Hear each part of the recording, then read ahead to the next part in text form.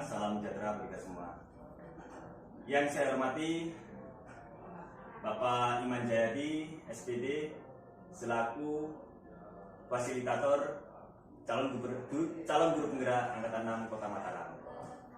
Yang saya hormati Dr. Anda Sunati, selaku pengajar praktek calon guru penggerak Angkatan 6 Kota Mataram, serta yang saya banggakan, yang saya hormati Ibu Aminah Trisno, SPD, Guru Bahasa Indonesia di SMA Negeri 6 Mataram.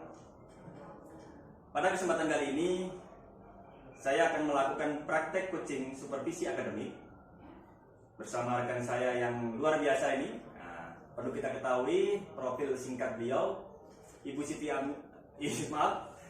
Aminah Trisno ini merupakan salah satu guru yang berprestasi.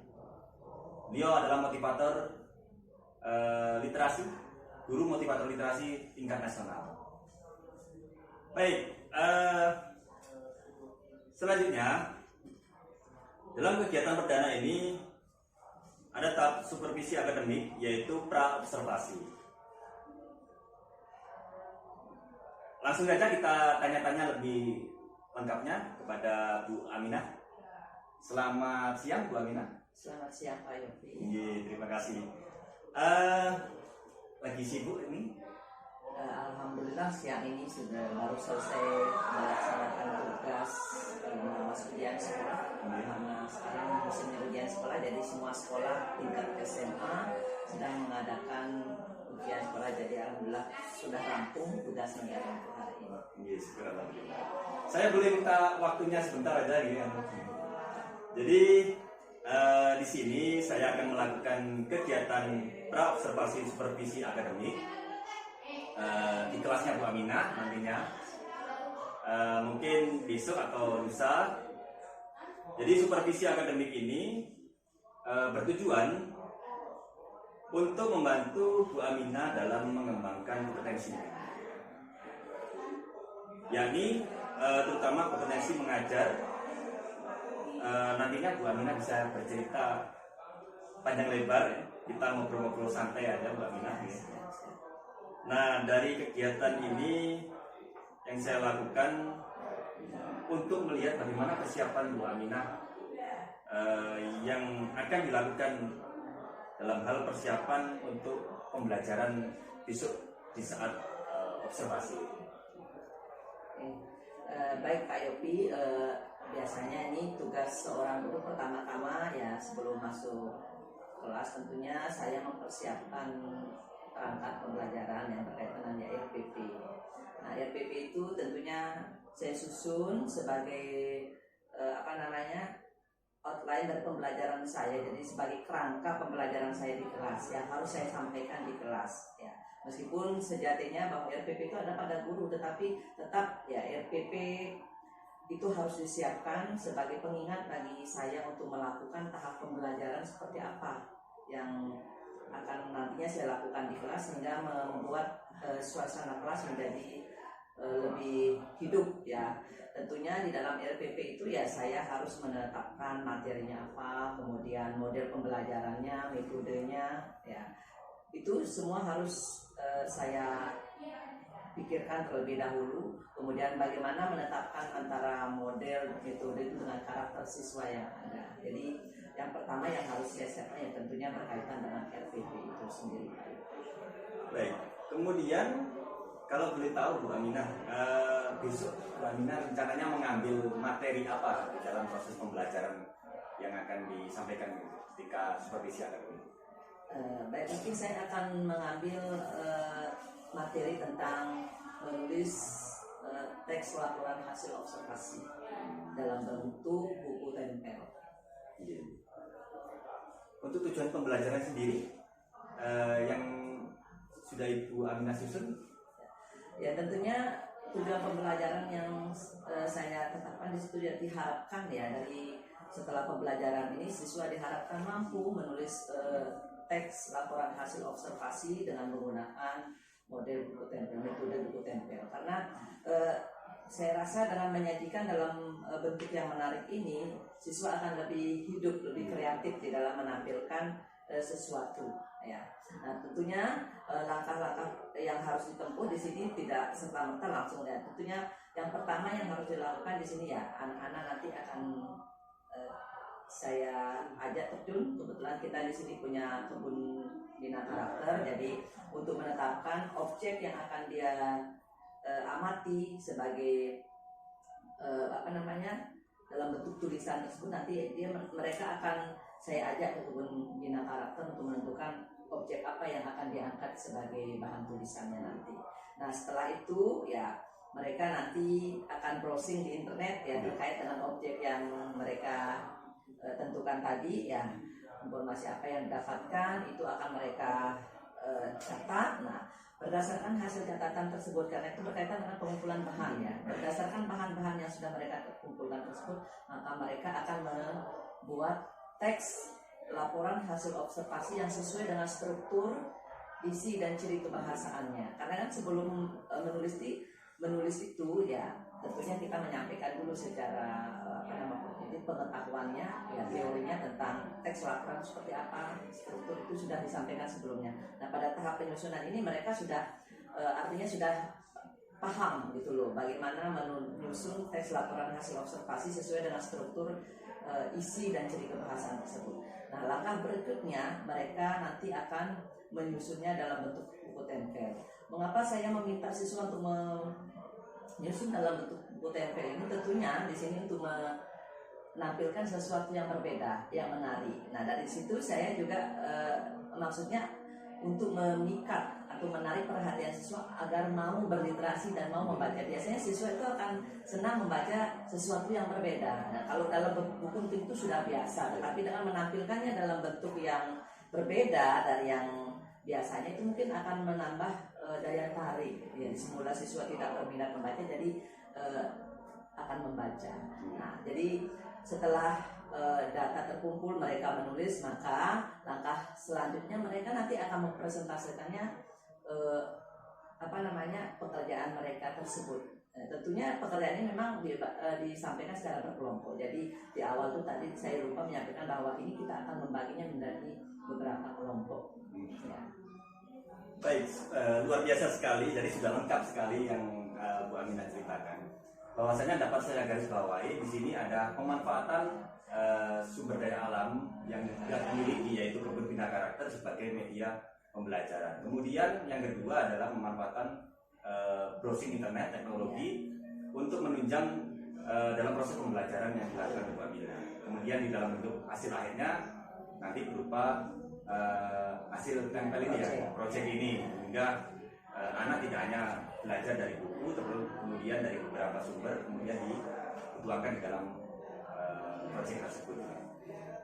Baik, selanjutnya Bu Aminah, dari sini tentunya ada beberapa materi yang Bu Aminah merasa kesulitan.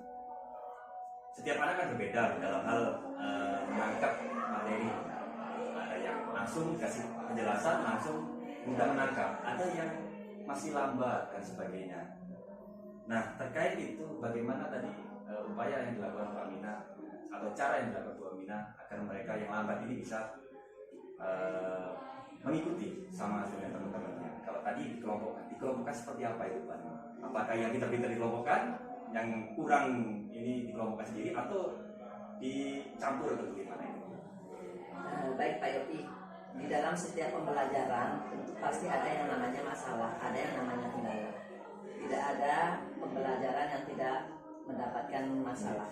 Ya, jadi setiap pembelajaran pasti ada masalah. Namun di situ ya sebagai seorang guru tentunya kita harus mampu ya memilah dan memilih masalah seperti apa yang kita hadapi di situ.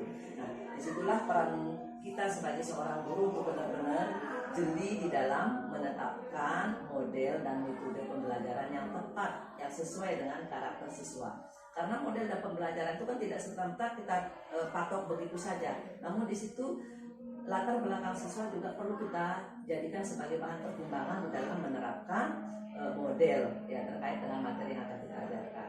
Nah, apabila saya mendapatkan kendala terkait dengan mungkin tidak semua siswa ya pinter di kelas itu. Namun ada siswa yang juga memiliki pemahaman rendah. Nah, solusinya nah, seperti itu saya biasanya mensiasatnya dengan mencampurnya ke dalam kelompok-kelompok. Jadi saya membuat kelompok itu tidak monoton bahwa ini kelompok yang pintar saja. Jadi saya antara yang pintar, yang sedang dengan yang rendah itu saya campur sehingga nanti yang pintar bisa menjadi motivator, bisa menjadi guru bagi teman-temannya. Jadi saya mensiasatnya biasa seperti itu Pak Yopi. Sehingga jadi nanti di sini tidak ada nanti siswa. Biasanya siswa itu sering kali ya kalau menerima dari guru itu agak sulit mungkin. Tetapi begitu mereka menerima dari temannya, oh ya dia gampang mengerti. Sehingga dengan seperti itu saya biasanya mencampur ya antara yang pintar, sedang maupun yang rendah itu. Jadi saya campur dalam satu kelompok. Jadi biasanya saya kelompoknya antara 4 sampai 5. Ya, jadi seperti itu Pak Yopi. Jadi hampir mirip dengan tutor teman sebaya. Ya. Jadi itu yang dilakukan. Kemudian kalau tadi menceritakan bagaimana sih gambaran proses pembelajaran yang sudah dilakukan, tadi Bu Aminah sudah cerita bahwasanya kita juga terjun langsung, tidak hanya di kelas menuntun di kelas, gitu. Terjun langsung ke lapangan, mencari sumber, perpustakaan dan sebagainya. Nah, kemudian bantuan seperti apa yang Ibu lakukan untuk siswa yang kurang paham tadi dengan materi yang Ibu sampaikan tadi sudah dijelaskan, bantuan dengan cara membuat siswa itu tidak dicampur kemudian dengan yang pintar dan sebagainya ya, dengan yang kurang. Nah, terkait apa yang sudah Ibu Aminah siapkan ini, pasti ada beberapa hal yang masih kurang, baik RPP dan kemudian sebagainya, mungkin media atau yang lainnya. Kira-kira apa saja yang masih kurang menurut Ibu Aminah di dalam proses untuk mendukung kegiatan ini, entah itu fasilitas atau apa? Ya, yang sering kadang yang saya hadapi di lapangan terkadang kita terkait dengan waktu ya, itu seringkali kadang saya mungkin karena di sini yang bahasa Indonesia itu kan 4 jam tapi dibagi 2. Nah, kadang kita lupa saking asiknya, kadang saya sering lupa waktu kadang ya karena jadi di situ kaitannya dengan manajemen waktu saya mungkin ya. Saya sering kadang terlena dengan waktu, saya tidak memperhatikan karena seperti tadi ada siswa yang kadang meskipun sudah dikelompokkan kadang ada kendalanya bahwa dia begini. Nah, jadi itu tugas saya kadang untuk mengambil anak yang artinya sudah dikelompokkan begini tetapi masih saja kadang ngeyel. Nah, jadi itu bisa menghambat waktu kita juga di kelas itu untuk membuat pembelajaran menjadi lebih efektif. Jadi saya berusaha mengambil kemudian memberikan tugas tersendiri terkadang terhadap siswa yang bermasalah tadi. Jadi masalah saya di kelas itu sering berkaitan dengan waktu ya, karena merasa kadang tidak cukup gitu loh dengan waktu kita mengajar. Selanjutnya Bu Aminah, terkait masalah ketika ada kendala, biasanya Ibu atau bercerita kepada siapa ataupun meminta bantuan kepada siapa kalau ada permasalahan dalam proses pembelajaran ini, entah itu teman MGMP atau siapa gitu? Ya, biasanya saya kalau mendapatkan masalah seperti itu ya saya biasa bercerita dengan teman-teman guru, kemudian teman-teman MGP, kita sharing pengalaman. Umpamanya guru bidang studi sosiologi umpamanya mengajar di kelas yang sama dengan saya, jadi saya sering sharing si A, si B, si C seperti apa dia di pelajaran ini. Nah, jadi nanti di situ kita mencari titik temu bahwa di sosiologi permasalahannya seperti ini. Nah, jadi di bahasa Inggris seperti ini. Nah, maka saya seringkali bercerita kepada teman-teman yang artinya mengajar di kelas tersebut sehingga kita bisa menemukan bahwa apakah itu permasalahannya timbul dari guru itu atau dari siswa itu sendiri. Nah, jadi seperti itu Pak Yopi. Terima kasih, luar biasa nih, lengkap sekali ini. Begini Bu Aminah, masih ada sedikit pertanyaan dari saya. Bu Aminah tadi sudah banyak cerita panjang lebar terkait langkah-langkah strategi yang akan digunakan dalam nantinya di dalam proses pembelajaran ketika mau ada supervisi, nanti kita masuk ke sana. Nah, kemudian persiapan tadi, selain persiapan perangkat terus kemudian sebagainya, untuk medianya seperti yang tadi kan tempel, perlu ngepin dan sebagainya, ini seperti apa dalam meminitnya anak-anak, entah itu bawa kertas lipat dan sebagainya, itu seperti apa? Baik, jadi sebelum masuk ke materi itu, ya, jadi saya menyampaikan terlebih dahulu di akhir sesi pembelajaran materi sebelumnya, saya sudah menyampaikan bahwa di pertemuan berikutnya nanti kita akan belajar menulis teks hasil observasi dengan model buku tempel. Jadi nanti kalian akan berkelompok, masing-masing kelompok. Kebetulan anak-anak di kelas saya mengajar tersebut, Pak Yopi sudah saya kelompokkan dari awal.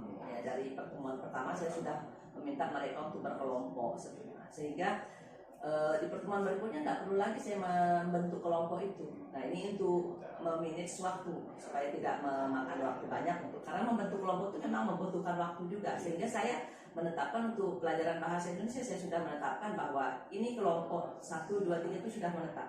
Berarti sudah saya tetapkan sehingga kelompok itu berjalan sampai 6 bulan 1 semester atau? Ya, saya berlaku sampai 1 semester.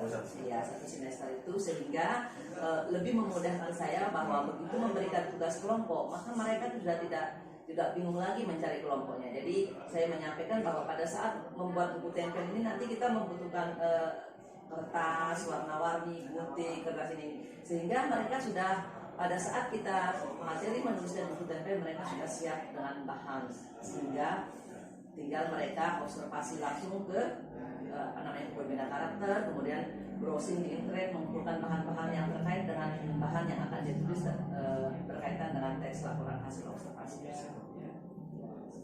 Kira-kira Bu Aminah, kalau tadi pembelajaran yang akan dilakukan Bu Aminah tadi, yang bisa saya bantu itu pada bagian apa kira-kira?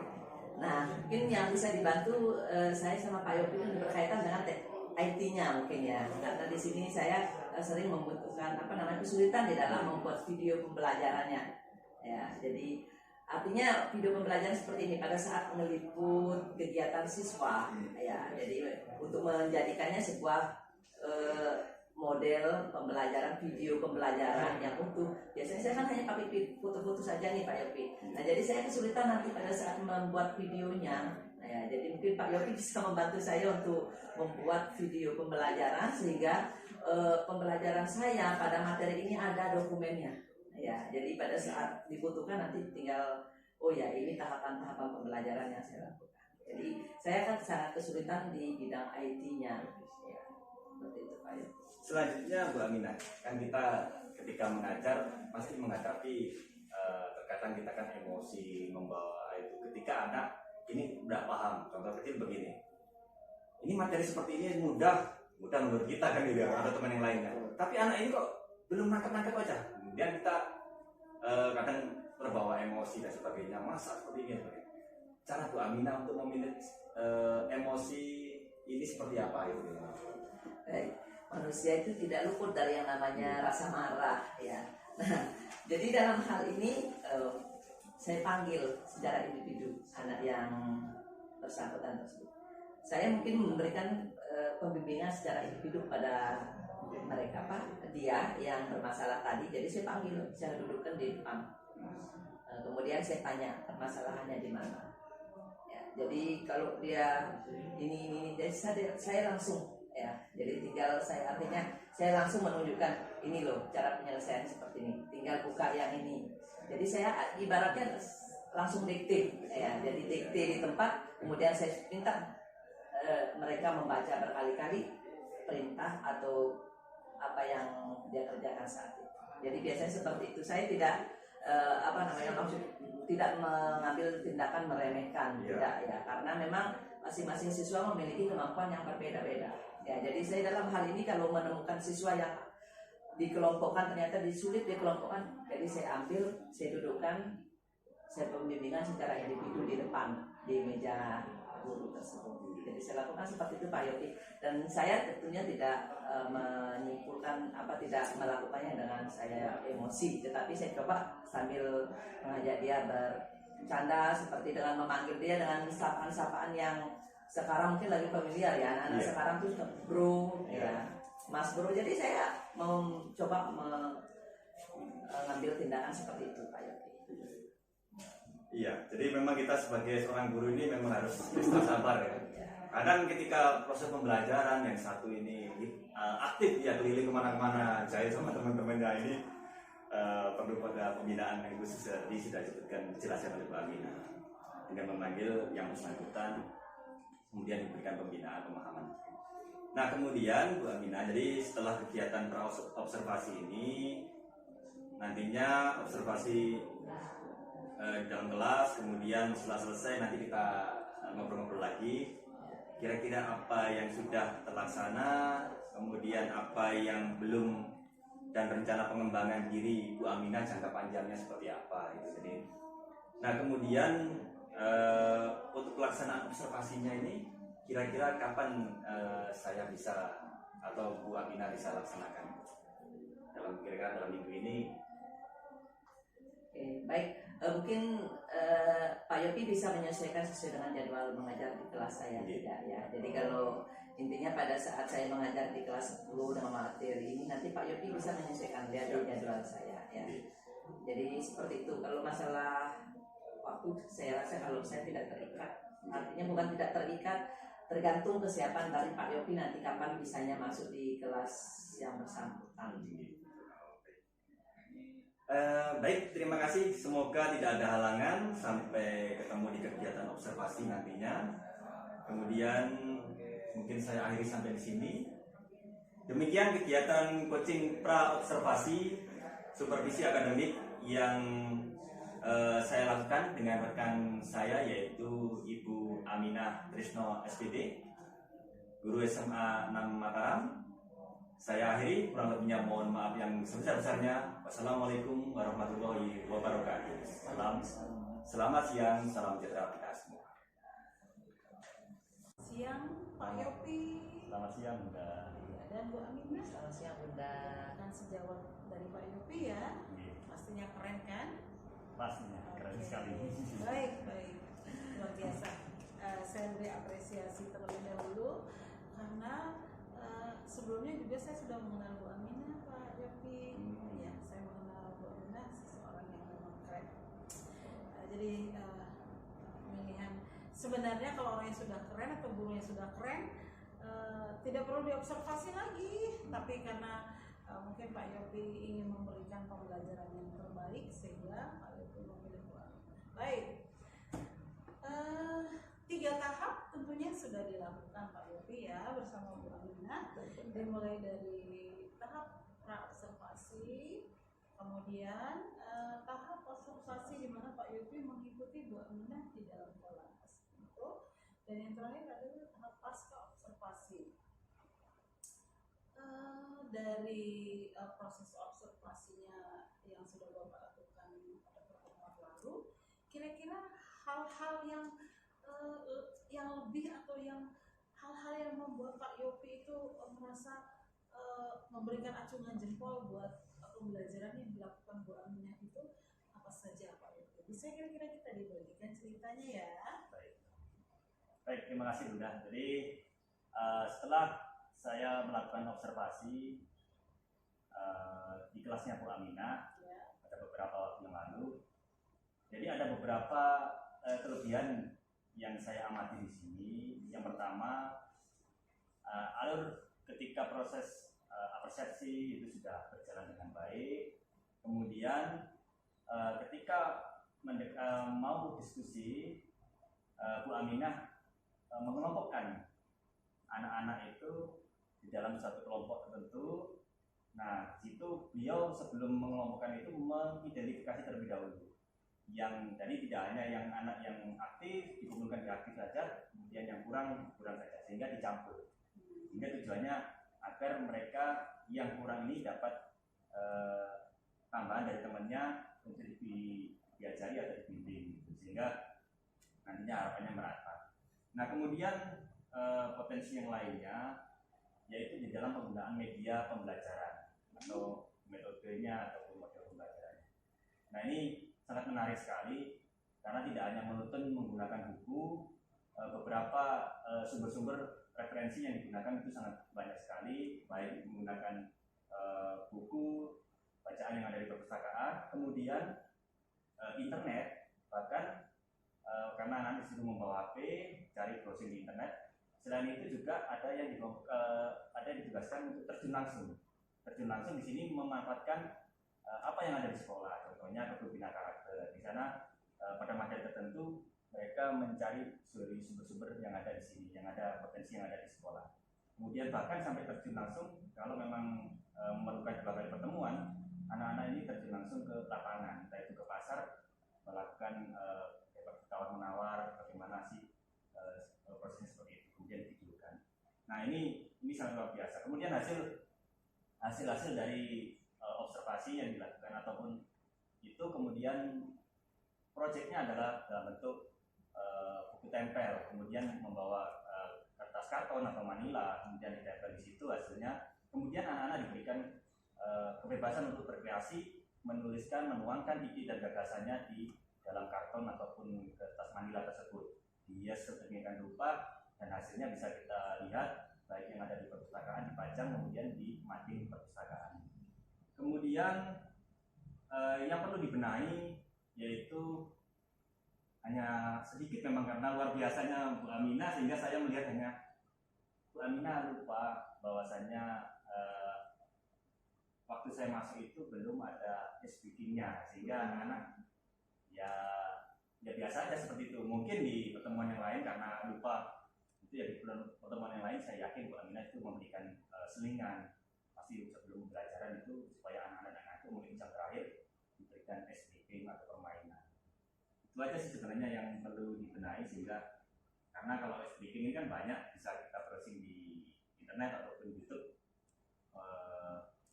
bisa kita contoh dan sebagainya. Jadi itu benar. Iya. Tepuk tangan salut dulu ya untuk buat Bu Aminah dan Pak Yopi sendiri. Iya. Baik. Sebelumnya saya ingin bertanya materi apa yang diberikan oleh Ibu Aminah sehingga tadi saya mendengar bahwa anak-anak bisa terjun langsung juga ke pasar. Nah, berarti ini materinya negosiasi ya? Negosiasi. Oh iya. Jadi teks negosiasi memang salah satu materi yang menarik loh Pak Yopi. Baik, sekarang kita beralih kepada Bu Aminah. Iya, Bu Aminah seorang guru yang sebenarnya sudah tidak perlu lagi kita ragukan ya dalam soal pembelajaran. Namun baik, kita akan gali lebih dalam lagi langsung kepada sumbernya. Bu Aminah bisa ceritakan sedikit mengapa Ibu memilih mengajarkan materi teks negosiasi ini dengan cara seperti yang tadi dijelaskan oleh Pak Yopi? Kira-kira mengapa Bu alasannya? Coba dibagi Bu. Baik, terima kasih Bunda atas kesempatannya kali ini. Saya memilih materi teks negosiasi sebenarnya kemarin ya terkait dengan sesuai dengan waktu ya. Jadi di program semester ya? di program tahunan kan sudah memang jadwalnya yang memberikan materi teks negosiasi kepada peserta didik. Nah, dalam hal itu tentunya yang melihat ya karakter siswa dulu ya, sarana dan prasarana yang mendukung. Kebetulan kita di sini dekat dengan pasar Bunda. Nah, sehingga Tiang mengambil proyek membuat video yang berisi negosiasi secara langsung. Jadi di situ sekaligus melatih siswa untuk melakukan negosiasi secara langsung. Karena kalau sekedar teori kita berbicara mungkin anak-anak hanya terhalu ya, tetapi dengan kita saja, ya. Dengan kita menerjunkan mereka langsung ke pasar atau ke tempat-tempat yang tidak mesti harus pasar sebenarnya kan, karena negosiasi itu kita lakukan dalam kehidupan sehari-hari, tidak hanya jual beli. Nah, dengan kita melakukan pertemuan ini pun juga sebenarnya sudah termasuk negosiasi Bunda. Hanya saja yang nyata sekali, yang sering sekali mungkin yang lebih konkret di pemikiran siswa itu yang libatkan mereka untuk langsung ke pasar untuk melakukan negosiasi tersebut. Jadi yang berikan proyek Ya, jadi itu 2 kali pertemuan. Pertemuan pertama itu biasa apa-apa yang berikan tentang pemahaman konsepnya dulu terkait dengan negosiasi. Nah, kemudian di pertemuan kedua mereka sudah ya terjun langsung ke pasar untuk melakukan praktik Ya, negosiasi. ini juga kan berarti sudah memberdayakan yang namanya kontekstual. Jadi apapun yang ada di lingkungan kita itu yang kita berdayakan ya itu namanya konteks. Keren. Baik, kemudian yang kedua, saya tertarik tadi Pak Yopi kan mengatakan anak-anak kemudian diminta untuk hasil karyanya berupa buku tempel tadi. Ya, yang buku tempel itu pada materi teks LHO Bunda. Jadi di situ Tiang juga proyek sebelumnya di sama pertemuan pertama pemberian konsep, kemudian ke pertemuan kedua itu mereka yang terjunkan langsung di kebun bina karakter. Ya, jadi mereka nanti mengambil satu topik Kebun sesuai bina karakter itu di sekolah ya? di sekolah. Jadi karena yang memanfaatkan lingkungan sekolah Bunda untuk mengambil topik-topik sesuai yang mereka inginkan. Nah, dari topik yang mereka butuhkan, yang mereka tetapkan tersebut, nah selanjutnya mereka akan browsing nanti. Umpamanya tanaman tomat. Nah, tomat ini memiliki bagian apa saja? Itu kan terkait dengan pelajaran biologi. Jadi mereka bisa browsing di internet. Tomat itu bagiannya apa saja? Ada akar, ada daun, ada bunga, ada buah. Jadi mereka akan browsing di situ informasi terkait dengan. Nah, kemudian selanjutnya menyajikan tersebut dalam bentuk buku tempel. Keren. Perlu dicontoh ya Pak Yopi ya. Siap. Jadi Pak Yopi juga meskipun di sini sebagai observer, tentunya banyak juga ilmu yang diperoleh Pak Yopi ya. Oke, yang terakhir Bu Aminah, kira-kira manfaat apa yang Ibu rasakan setelah Ibu diikuti oleh Pak Yopi ke dalam kelas? Ya tentunya sebelumnya sudah dilakukan pra-observasi, kemudian Ibu diikuti mengajar di kelas, lalu pasca observasi. Kira-kira manfaat apa yang Ibu rasakan? Kalau ditanya manfaat, banyak sekali manfaatnya. Jadi dengan kehadirannya Pak Yopi mendampingi Tiang mengajar, jadi lebih semangat lagi mengembangkan inovasi-inovasi baru. Bukan malah gemetaran ya, bukan tetapi gemetaran, ya, justru Tiang terpancing untuk mengembangkan. Mohon maaf saya potong. Karena selama ini Pak Yopi, seorang pengawas atau seorang observer yang akan menilai guru, itu biasanya nggak ada lain dampaknya tuh, guru-guru pada ketakutan ya, belum menyiapkan ini, belum menyiapkan itu. Nah sebenarnya itu adalah proses yang ya.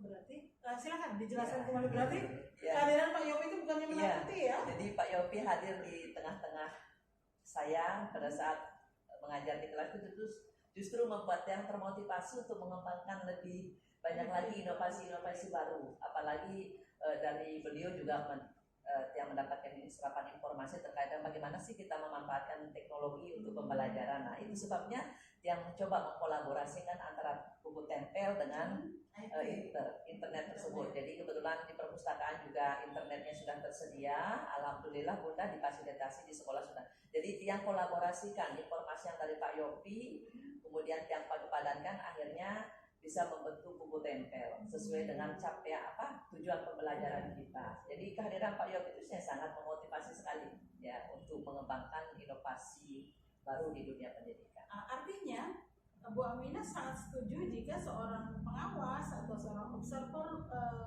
pembelajaran itu sebaiknya seperti teman. Iya. Ya? Jadi jangan berlagak seperti orang yang menakut-nakuti ya.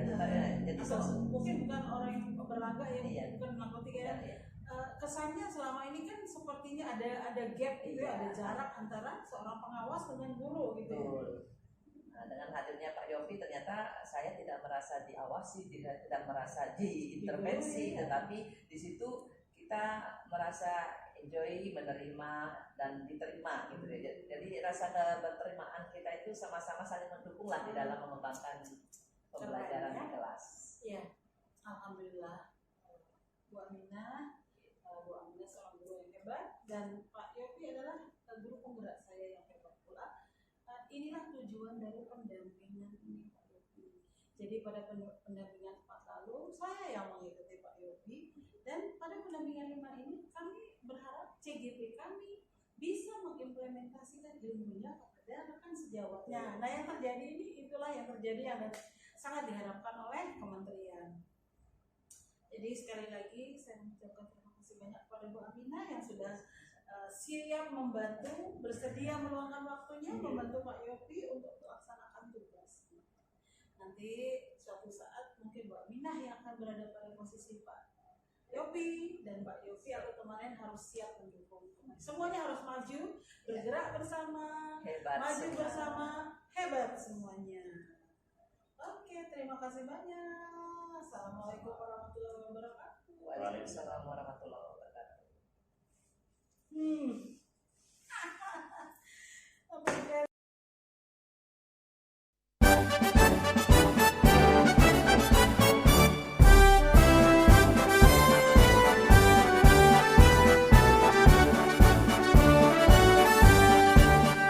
Bulatkan tekad, kuatkan hati. Negeri ini memanggilmu kawan. Belajar, bergerak, berbagi untuk negeri. Guru penggerak, majukan pendidikan. Guru penggerak menghamba pada murid. Kreatif, rancang pembelajaran. Hargai potensi, tingkatkan prestasi. Lahirkan profil pelajar Pancasila. Belajar, bergerak, berbagi untuk negeri.